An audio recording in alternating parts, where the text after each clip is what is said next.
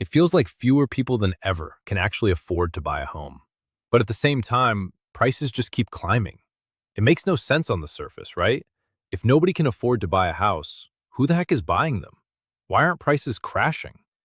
The old rule used to be that you save up a solid 20% down payment. But honestly, with rents sky high and living costs going up, saving that kind of cash feels almost impossible for a lot of people. Yet, the market keeps moving. Let's look at why this is happening, because there are a few big reasons why things might actually stay tight for a while longer. The first thing we have to realize is that a house doesn't actually need to be affordable for you to buy it. You aren't saving up the total price of a house. You're just saving for the down payment. Even though home prices have way outpaced average wages, the entry point to get into the market has shifted. Banks and lenders know it's tough out there. So instead of requiring a massive 20% down, the average down payment for first-time buyers has dropped significantly, sometimes to 5% or 7%, or even less depending on the program. When you only need a small percentage up front, it means buyers can still squeeze into the market, even if they have to take on a massive mortgage to do it. The bar to get in is being lowered just fast enough to keep people buying, even as total prices go up. The second reason is simple supply and demand. Right now, we are in a massive gridlock. A lot of people aren't selling their homes simply because they don't want to give up the great mortgage rates they locked in a few years ago.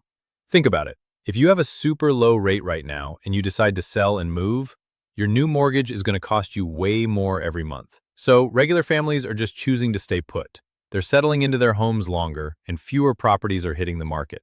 Because nobody is selling, the supply of homes stays incredibly low. And when you have low supply, even a small number of buyers can keep prices propped up. So if regular buyers are sitting on the sidelines, who is actually writing the offers? It really comes down to three specific groups. First, you've got cash buyers. Think about downsizers, maybe older folks who bought their family homes decades ago for a fraction of what they're worth now. They're selling the big house, taking all that tax-free equity, and buying a smaller condo or townhouse with pure cash. High interest rates don't bother them at all. Second, you have people relocating from even more expensive areas. If someone sells a tiny condo in a mega expensive city, they can move to a slightly more affordable suburb or secondary market and look like a wealthy buyer, pushing up local prices there.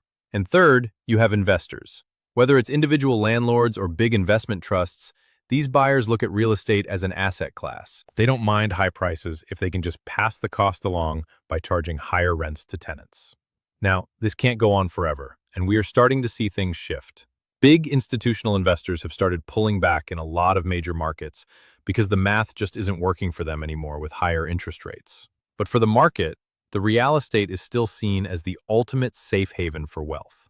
Wealthy families are holding onto properties, passing them down, and using real estate to build long-term stability. So, if you're waiting for a massive market crash where homes suddenly become cheap overnight, you might be waiting a long time. The game hasn't stopped. The rules have just changed. It's all about low supply, shifting down payment options, and cash wealth keeping the wheels turning. What are your thoughts? Are you trying to save up for that foot in the door, or are you sitting out until things settle down? Let me know in the comments, and if you want honest, practical real estate advice without the sales pitch, make sure to hit subscribe.